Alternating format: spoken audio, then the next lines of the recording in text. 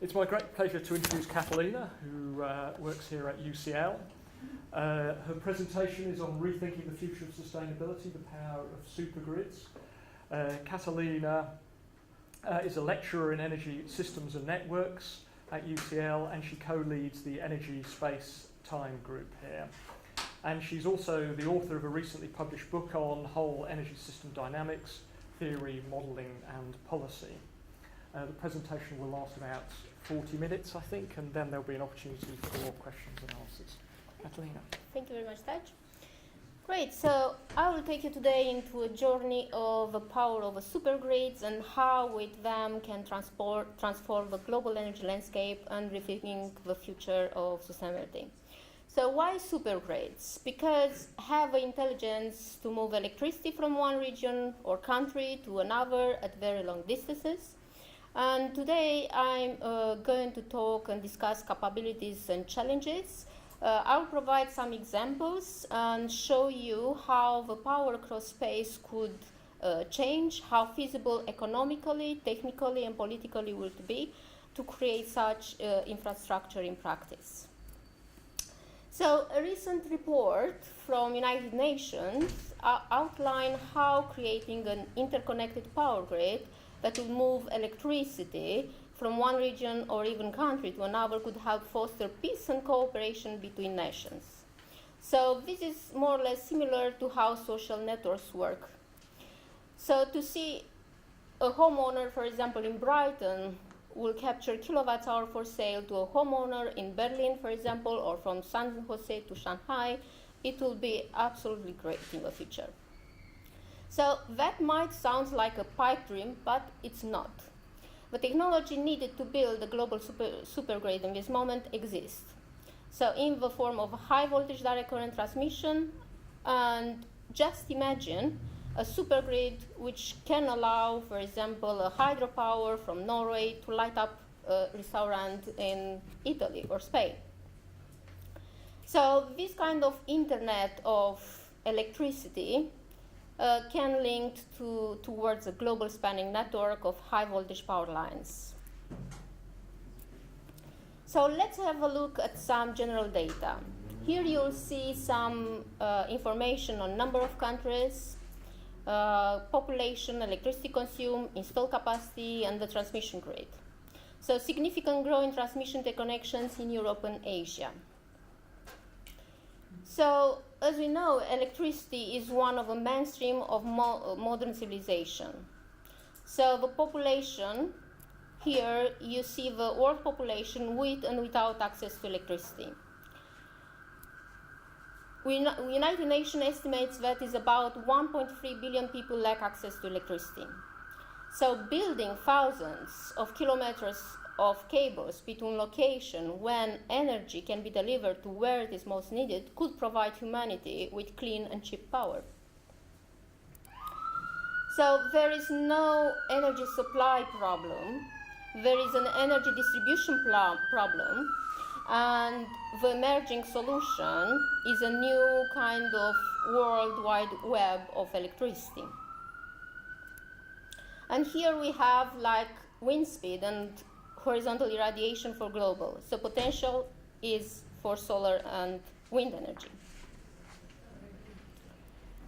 And here we have a share of renewables in electricity production, including hydropower for 2015. So enough solar energy falls on the surface of our Earth every 40 minutes to meet 100% of the entire world's energy needs for a full year. So electricity is the fastest way to balance the Earth energy accounts. So the Earth's daily energy input, for example, is 174,000 terawatts. The daily energy needs is 13.4 terawatts. So every day Earth receives about 12,000 times as much energy as civilization uses. But energy not always is the right kind of energy, not at the right place or at the right time. So it's not like a supply problem, but a distribution problem. And electricity is the only commodity that can be traded, delivered, and used immediately. So let's have a look at the time zones globally. If each time zone were 1 hour apart, there would be like 24 in the world. But we have several time zones, so have only 30, some of them have only 30 or 45 minutes. So if we make the total number worldwide, is much higher. So currently we have 38 different local times in use. And I have a point, I will show you.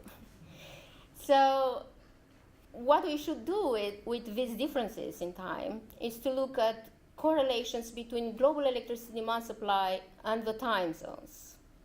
So we can flatten demand curve across multiple time zones. So it is not efficient for each country to prepare supply capability for the peak demand. So if we have like East and West countries with time differences, or even if we go further and look at the seasons, North and South Hemisphere, for example, season differences, which will share electricity, they then will need lesser facilities to supply the stable power. So it would be great to see some temporal complementaries in these energy demands. So, for example, the difference between London and Shanghai plus 7 hours. And also seasonal complementarity in monthly electricity load profiles across South Asia. Oops. So, in South Asia region is comprised of nations with rapid growing energy demand, with significant seasonal complementarity in their energy demands, and also has large but unevenly distributed primary energy electricity generation, with potential across countries and seasons.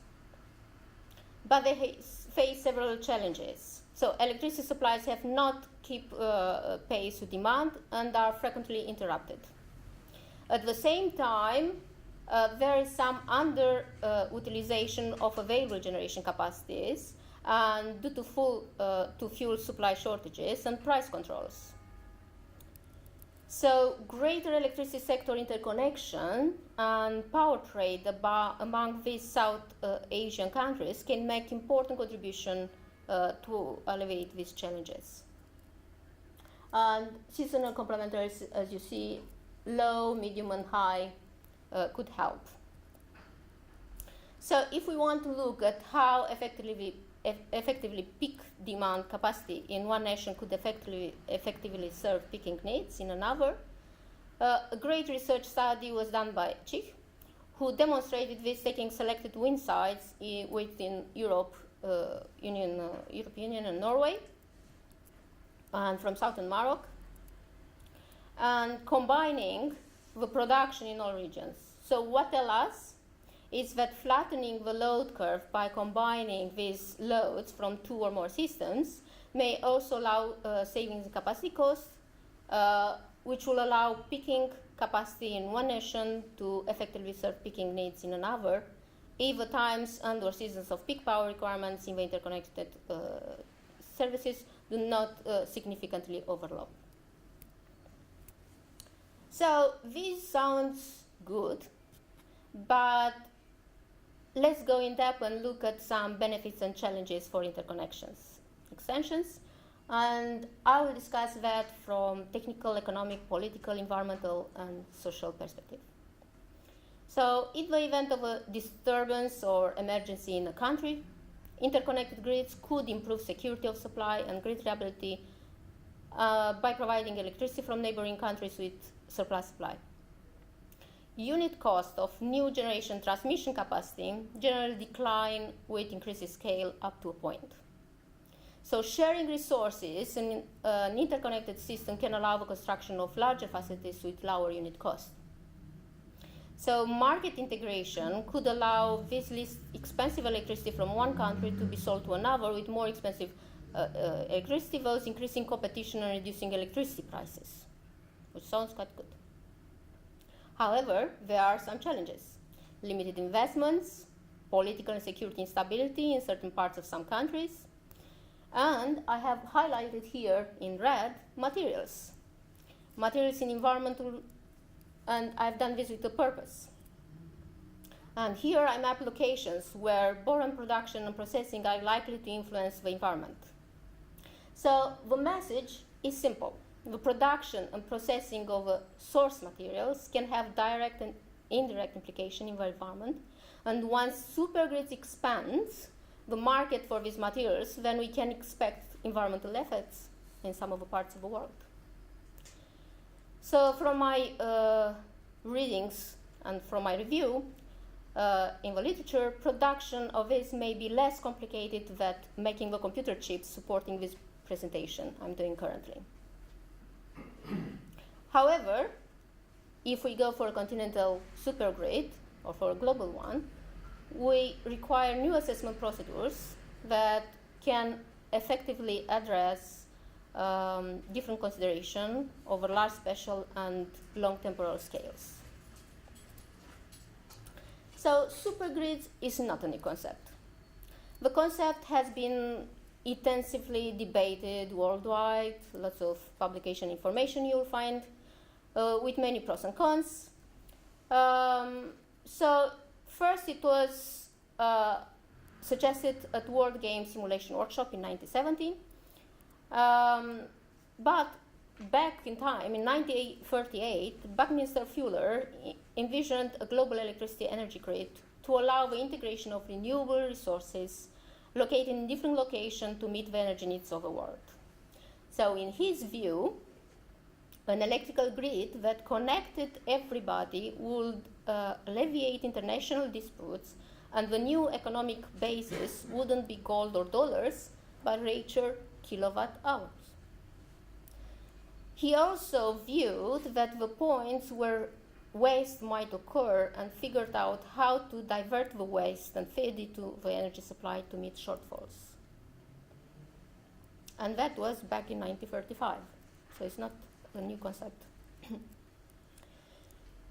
So, regional interconnections has potential to play a significant role of solving the energy trilemma.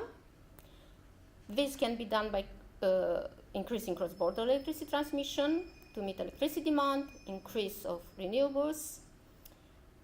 Security is also another issue that can be done providing support through the transmission of electricity from neighboring countries with surplus supply. In terms of equity, least expensive electricity from one country can be sold to another. Sustainability, in terms of sustainability, we can provide access to widely spread out renewables. So a global supergrid could move this energy around the planet, and sustainability goals could be achieved providing everyone access to modern energy services, which is the sustainability goal 1, with implications of food production, sustainability goal 2, standards of life and support for medical facilities, sustainability goal 3, and education, which is sustainability goal 4. One special sustainability goal is the number 9, which recognizes that to build resilient infrastructure and foster innovation, we need to develop changes in infrastructure, and the mention to building new interconnections to provide energy for everyone, promote technologies and energy policies. So what will be the ideal supergrid? Will never congest, will be invisible if possible, will be lossless, will cost nothing, and will solve all the problems, will create no problems. But it's not really in reality like that. So now I'm going to take you into like a history of technology underpinning the supergrids. So technology needed to build a global supergrid exists today in the form of high voltage direct current transmissions, and we call it HVDC. And in history, George Westinghouse and Thomas Edison became adversaries to Edison's promotion of a direct current for electrical power distribution over alternating current, AC. And it seems that at that time, AC won. However, AC transmission is hard to control. Power flows where it wants to flow. So at the time, DC technology only allowed for a power grid with a 1-mile radius of a power source. So the conflict between the two methods and their masters came to be known as the War of Currents, and it was forever immortalized by the end of AC/DC. The Frenchman Marcel Deprez created the DC distribution system. They transmitted 1,500 watts at 2,000 volts over 35 miles from Miesbach in Alps to the Glass Palace in Munich. At that time, HVDC was inefficient, so only 25%, while 75% of electricity was consuming the transmission line. So the use of this current transmission lines was explored in Europe very early. System has been designed by the Swiss engineer René Fury in 1889 and is still referred to as Fury system. And he developed a new transmission power system which consisted of several DC generators connected in series to feed the high voltage transmission line, and was known for his work with high voltage direct current electricity transmission, and was known in the professional world as the king of DC. So some key milestones in the modern history. In 1954, the first commercial HVDC plant was commissioned in Gotland. Why in Gotland? Gotland was the only part of Sweden which completely lacked hydro resources, and it was too far out in the Baltic Sea to have an AC connection to the Swedish mainland. So the island was supplied by a single stream power plant, and the electricity rates were considerably higher than on the mainland. Then came, in 1960, the commercial breakthrough the HVDC with work on 4 schemes. The Contiscan linked the Nordic system with Western Europe to self-supply hydro energy to Denmark and Germany, and to provide peak support to the Nordic system when was needed. Then was Sardinia, Italy, which was utilizing coal resources on Sardinia and delivered energy to the Italian mainland. Sakuma in Japan was the first HVDC frequency converter connected to the 50 and 60 Hz systems in Japan. And then New Zealand, 600 megawatts transmission was built from new hydro developments on the southern island to Haywards, close to the Wellington, on the northern island. One of the key years was 1972, where freeze-storage became competitive with the mercury arc valve, and further development was chased since then. So until 1996, HVDC systems own 56 projects with a transmission capacity of 54.16 gigawatts, and that increased up nearly 11 times. And 2010 is the year of innovation for first ultra-high voltage direct current in China, Xianxi-Pa to Shanghai. And here is a map showing you the HVDC installation worldwide. So is installed around the world in more than 100 projects. The first 25 years, as you've seen previously, was sustained by the mercury arc converters. The next 25 were sustained by freeze-storage technology, and probably the next 25 will be via our transistor technology.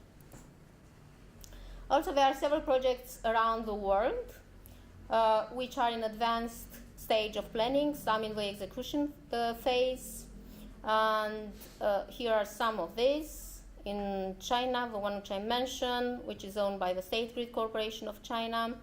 Then is another one in China, which is owned by China Southern Power Grid, Yunnan to Guangdong. So, how economically attractive are supergrids?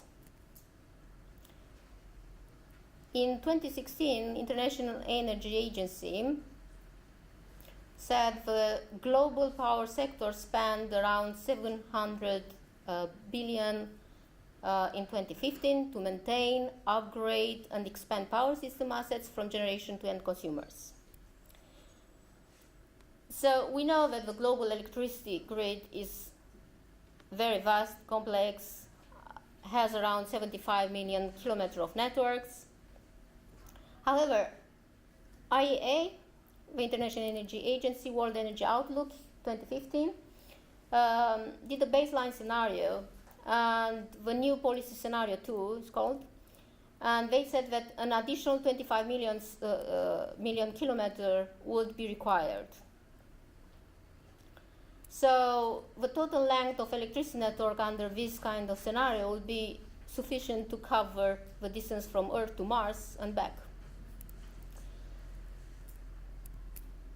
So the continued growth of this single wind power capacity has contributed significantly to higher levels of utilization efficiency, lower unit cost, greater economies of scale, and space economy of wind farms. So the wind turbines, as the core component of the wind power generation system, accounts for approximately 70% of the total investment in a wind farm. So lowering turbine costs are driven by improved economies of scale and technologies advancements, and driven by more advanced wind power technology and growing development capacity, the wind power may become more price competitive as costs are likely to fall. So this table shows you efficiency of major solar cells in the world. And the second one at the bottom shows you the investment cost of PV power generation in selected countries. So specific cost factors of HVDC transmission vary on location, length of interconnection, technology selected, market conditions, power rating, circuit length, overhead versus underwater route, land cost, labor cost, and so on. And costs vary widely depending on power rating, on circuit length, and so on, land cost, as well on the network improvements required to the terminal and so on. And here are some costs from the literature which can give you an idea. So now I will take you into a journey of various supergrid projects globally and their progress so far. Europe. So the European power grid is the most extensively interconnected continental power grid, including 5 synchronous grids in continental Europe. So you have continental Europe synchronous area, Nordic area, Baltic, UK, and Ireland. And the electricity production by source for 2014 is shown in the graph, which means it shows you a high diversity.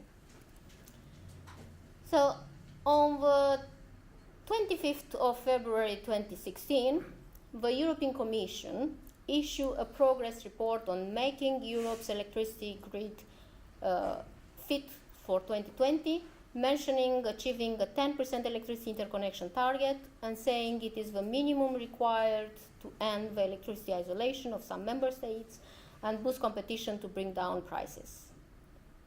A 10% interconnection goal means that each member state must have interconnection capacity that is equal to at least 10 of its installed electricity production capacity. That it means. And this map shows you the interconnection levels in 2020 after implementation of the current projects of common interest, we call it PCI, which shows us that Europe would be much closer to the achievement of a 10% electricity interconnection target between member states if the forcing projects are completed in 2020. If. So, just to give you an idea about Europe and market coupling, which is an important aspect. So this shows you the steps towards market coupling in Europe. One of the most important steps was in 1996 with North Pole. Then 2007 also was a key year, with the creation of a Central Western European market, followed in 2008 by the Central East European market. So the integration and liberalization in Europe took step by step. So starting from 1921 with some big steps towards today. One important one was the Treaty of Rome in 1957, which had planned liberalization for all commodity markets, including the electricity markets. Then in 1992 was the Maastricht Treaty, which strengthened the European ambition to create free cross-border trades in electricity. So before to show you what market coupling tells us, I'll briefly show you the options for market coupling. So we have a price-based, which is electricity price and cross-border flows are determined centrally. The volume-based, which cross-border electricity flows are determined centrally, but electricity prices are determined nationally. And flow-based, cross-border electricity flow is determined by TSO.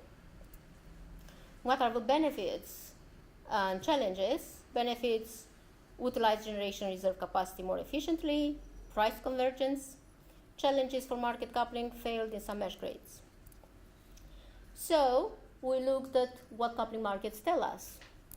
We did a study, and our study has shown that between July 2012 and June 2013, the North Pole benefited from the lowest electricity prices, thanks to their extensive hydraulic capacities, with an annual average of 34.7 euros per megawatt hour, while Italy paid the highest price due to its lack of interconnection and use of fossil fuel-based electricity mix, with an annual average of 67.2 per megawatt hour, which was almost twice the Nordic price.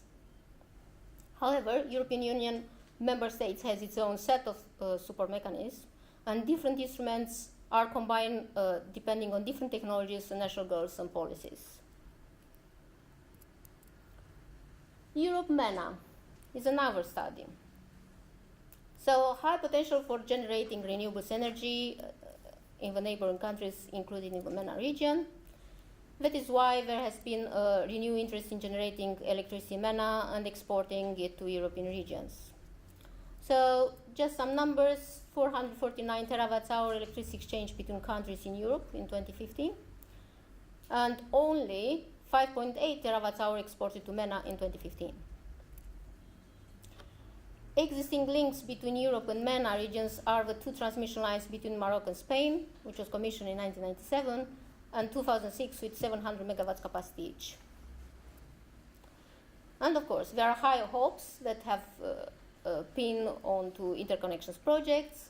Desert Tech initiatives, founded in 2009, propose supply 17% of the European Union electricity consumption from renewable energy sources in the MENA regions by 2050, using HVDC lines crossing the Mediterranean Sea.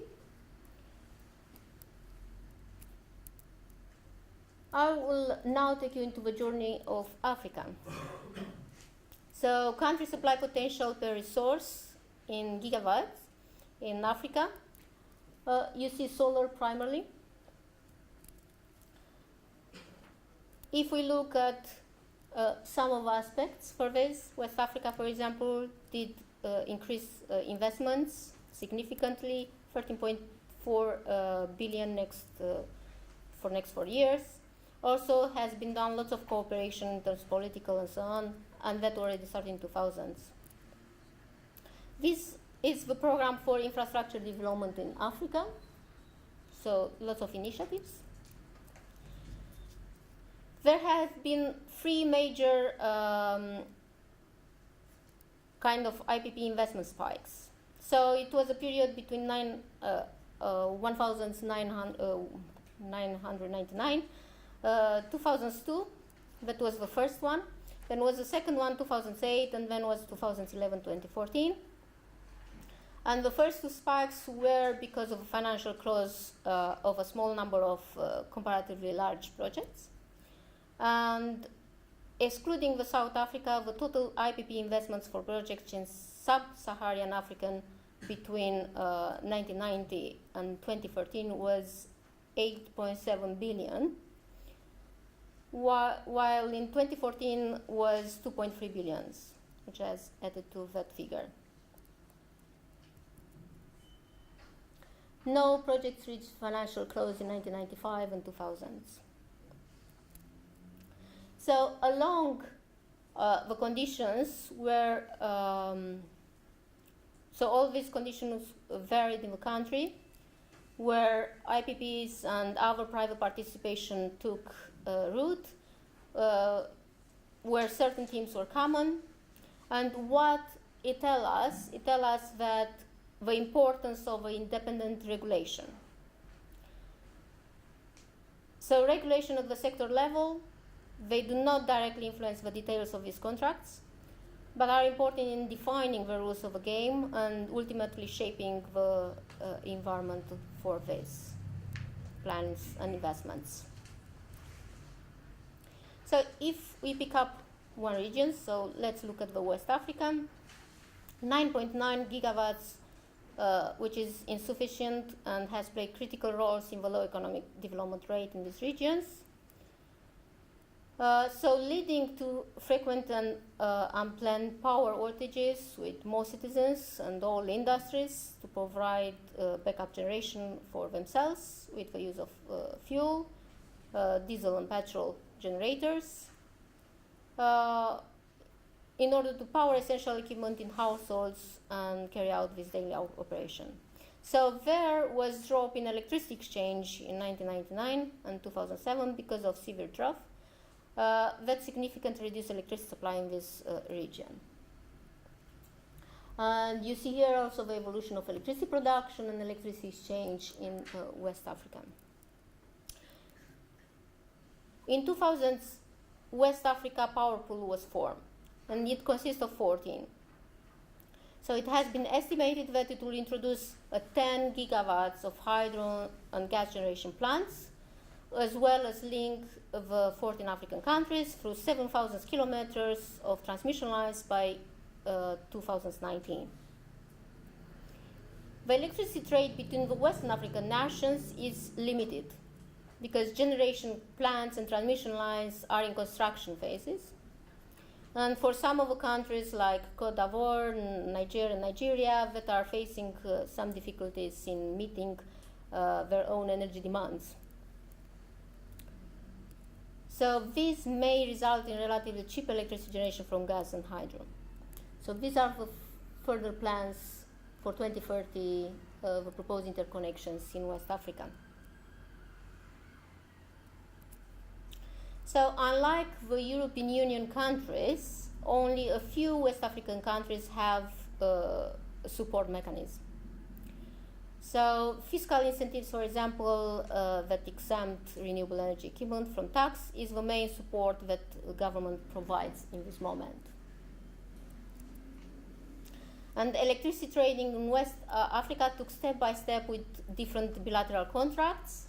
In 2000s, West Africa Power Pool was established to develop these power plants and interconnect transmission infrastructure and created a unified regional electricity market. So quite important steps has been already taken. So if we have an interconnector which collects congestion rents, price might rise in exporting country and decrease in importing. So what tells us? In long run, the results might differ since the installed capacity might change because of a change in the economic signal, which would also affect the investor decisions. So these can reduce the social welfare and increase cost. And for this reason, in this study, Aker and Okwam in 2015 suggested to include the fixed cost of infrastructure in the welfare calculation to account for different investment decisions. There also can be seen the case when demand exceeds available interconnection capacity, and therefore we have a congestion when will happen. So then prices will not converge, and then price difference between electricity changes will increase. Now I'm going to move to Americas. I call it the Americas. So Central America, the Sistema de Interconexión Eléctrica de los Países de América Central, CIPAC, is an interconnection linking the power grids of Panama, Costa Rica, Honduras, Nicaragua, El Salvador, and Guatemala. But it includes about 1,790 kilometers, 230 kV transmission line with a capacity of 3 gigawatts. The establishment of energy policies is lagging.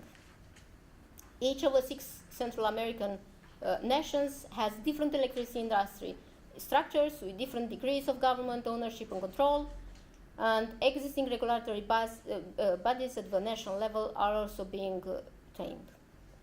So the experience shows that involving a neutral player in the development and construction phase of such an interconnection supergrid often brings some advantages. Like the European Union, South America is composed of countries with very distinct characteristics. Unlike the European Union, countries in South America do not enjoy the same functional integration. So, while in the European Union there are institutional governed with the capacity to set the general policies and guidelines for renewable energy at regional level to be applied at state level, in South America, regardless of regional integration efforts, no directly elected parliament has yet enacted regional laws on energy issues. So all renewable energy initiatives are restricted to national rules and policy goals. So consequently, it means that there are also no transnational agency overlooking energy issues in South America, as in the European Union, where there is the Agency for the Cooperation of Energy Regulators. And you can see the electricity production variation in 2014 as well. So countries of the regions have gone through multiple power sector reforms. In 1982, Chile issued its Electricity Act, which aimed for the liberalization of its market, introduced also the competition and required the unbundling of vertical integrated utilities. So its reform became a model for several South American countries, which followed: Argentina 1992, Peru in 1992, Colombia in 1993, and Brazil in 1994. And this restructured the power sectors to a greater extent by adopting the guidelines of Chilean liberalization. The conceptual background of these reforms lay in the marginal pricing theory. So where the optimal generation mixes were to be driven exclusively by economic signals, resulting from the relationship between supply and demand and the cost of supplying one extra unit. So several regulators complemented such policy with some sort of capacity mechanism to provide investors with further incentives.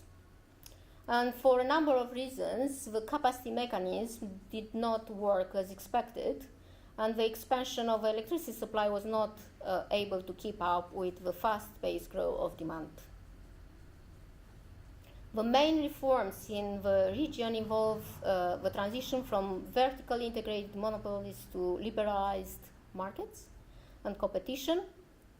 This was encouraged by the Chilean reform, and the transition from capacity mechanisms to long-term electricity auctions, which was inspired by the Colombian and the Brazilian experiences started after 2005.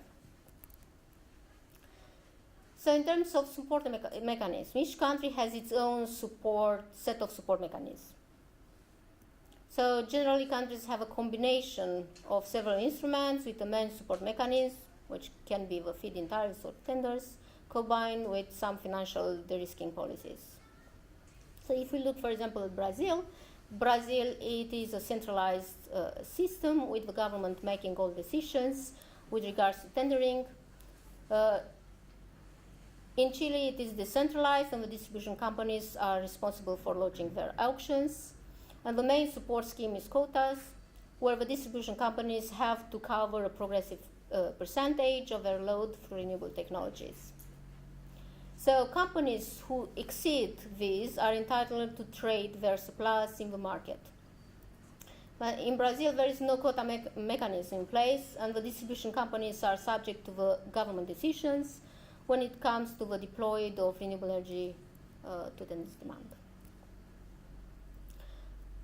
Although auctioning is the most common scheme in South America, the many different design elements of this mechanism make them particular to each country and have significant impact on the auction results. So long-term electricity auctions have shared common objectives, fostering the interest of new capacity by fixing in advance part of investor remuneration, hedging the risk.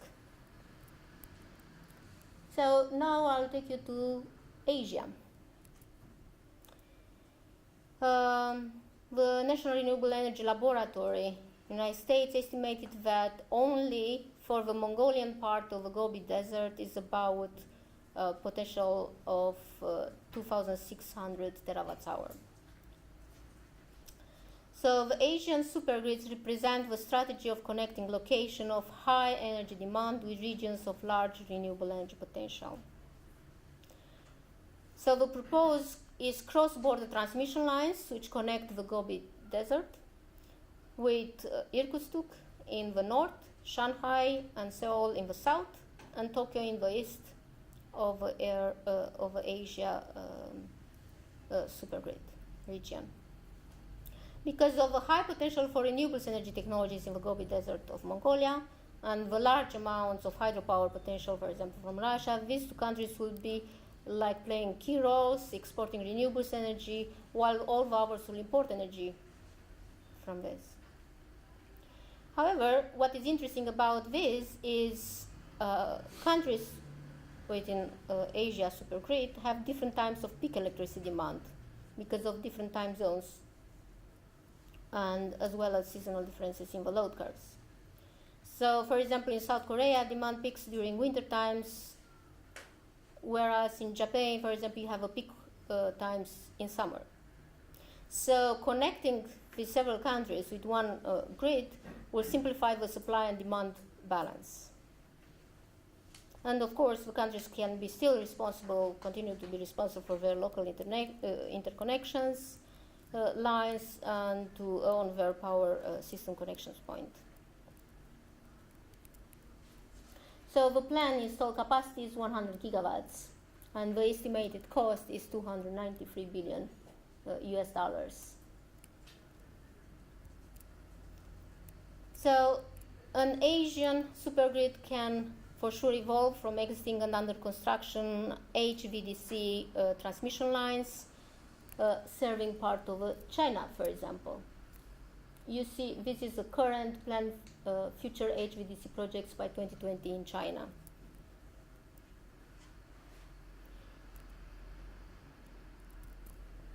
And here shows you the reliability, which increases as time goes on. Finally, all projects reliability and stabilized at around 99%.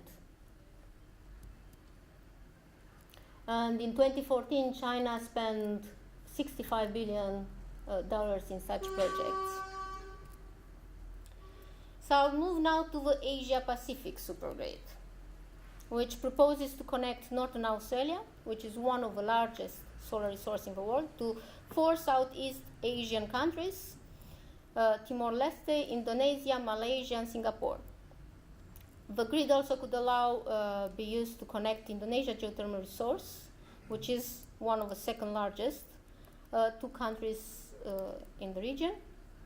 So if constructed, the Australia-Asia interconnector will be one of the longest and deepest subsea HVDC cable in the world, with a length of 700 kilometers and depth of 3 kilometers. So a future scenario from literature shows that for 1,000 megawatts capacity from solar power in Northern Australia by 2050, with an expected investment of 10 billion they mentioned. So now moving to India. India have unevenly distributed energy resources. So coal in central India, hydro in northeastern and northern Himalayan region. And India is making significant progress in investments. So Power Grid is installing a 6,000 megawatts HVDC multi-terminal system with an approximate length of 1,700 kilometers in length from northeastern region to Agra. But there are huge variation of economic and cultural trends across the subcontinent. And the proposed interconnection is there. Now moving to Pan-Arab interconnection. So this is the current situation, the existing and planned interconnections. 3 main interconnections regions, as highlighted in the diagram. So although the electrical interconnections exist, but the trade among Arab countries has been minimal at less than 2% of the capacity. So a pan-Arab market integration can help meet these challenges through some, initially some reserve sharing and some energy exchange that can take advantage of a daily, annual, seasonal demand diversity. So further steps are needed here. And these show you the high interconnection transfer capacity with the low exchange utilization for 2011. So now I will move slightly to supergrids by looking at global market, what are the major players, and what are the effects on international political relations. So technically we've seen that is absolutely doable. The question was at what cost, but also I show you some costs, figures and so on. So now the question is implementation at much larger scale. So one of the question I have is, if we import already oil and gas, what will be wrong in importing electricity? So what will it take to build like a global supergrid? And JADECO estimates that achieving a global energy interconnection by 2050 would cost about $50 trillion.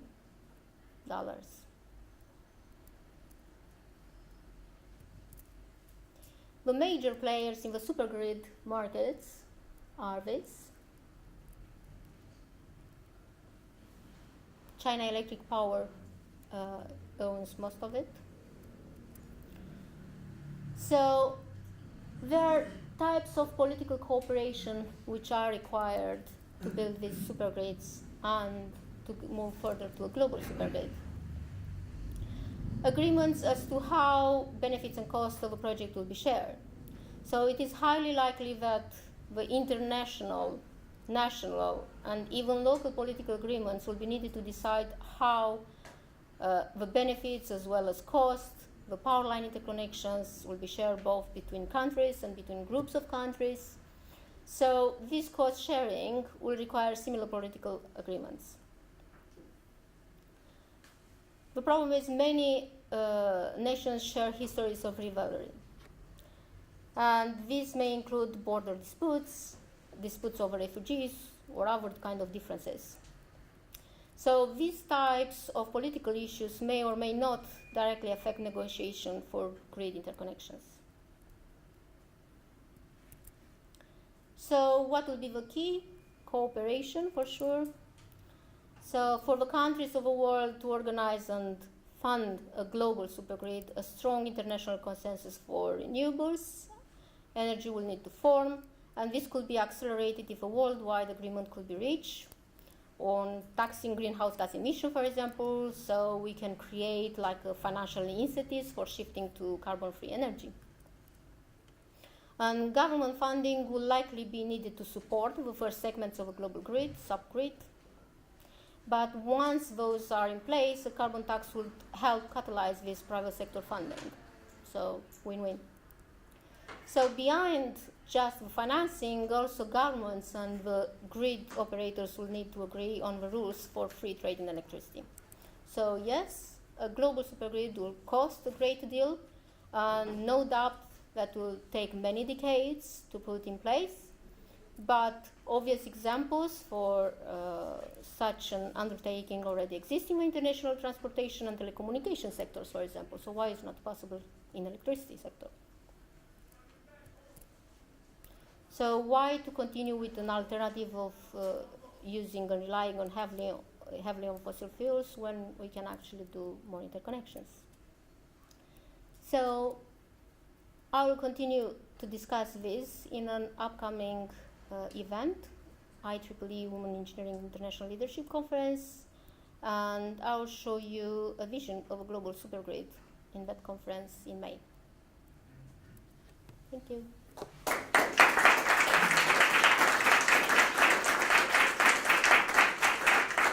Thank you, Catalina, for taking us through a whistle-stop tour through the interconnections across the world. Any questions?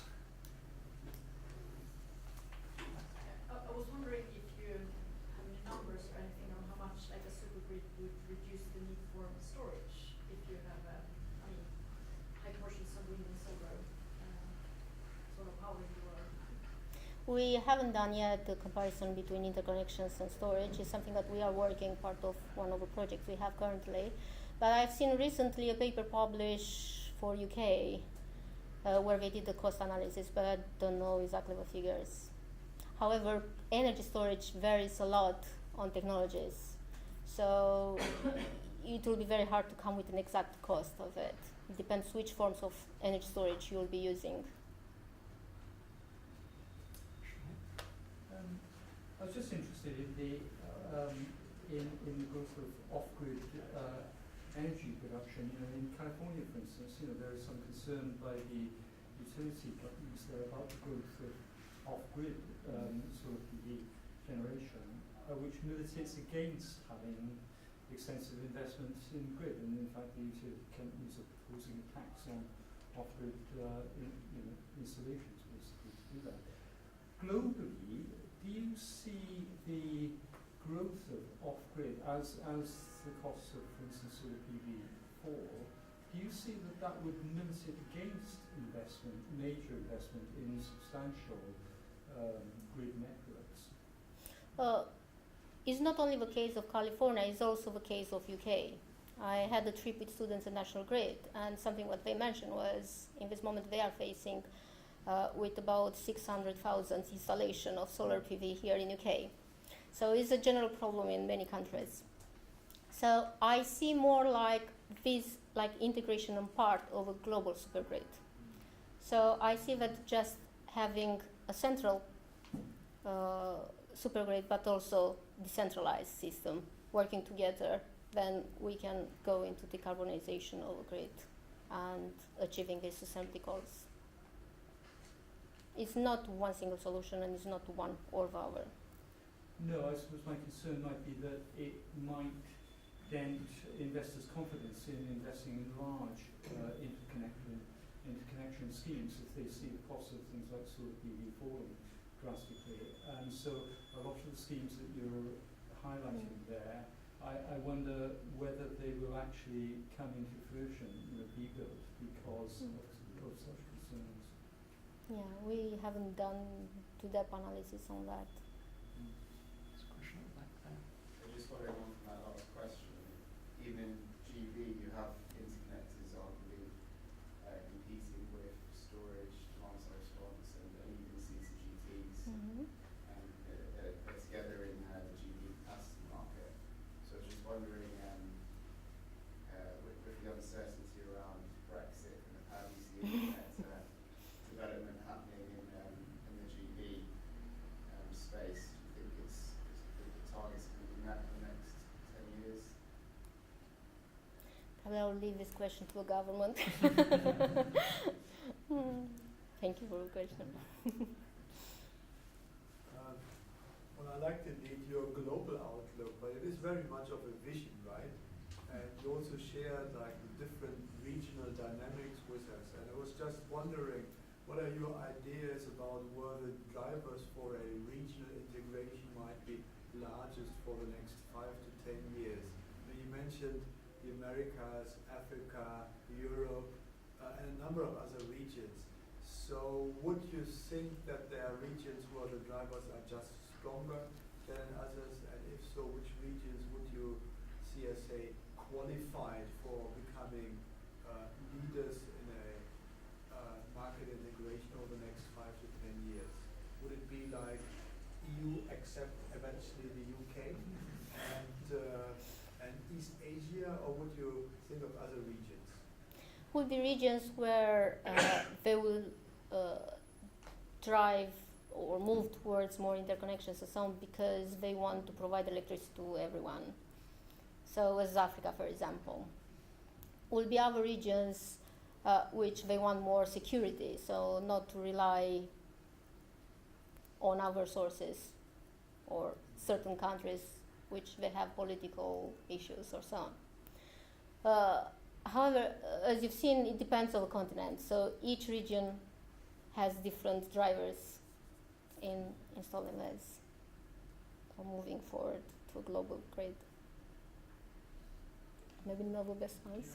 I was just wondering about the losses in the grids. Yeah. And the losses, for example, end to end between, say, Morocco and Spain, from the AC grid in Morocco to the AC grid in Spain. Do you have an idea of what the losses would be? The exact number I don't know exactly. I'm afraid no, I don't have the numbers exactly. Do you know what the order of But it depends really by the length of the interconnection, depends the location and many other issues. So.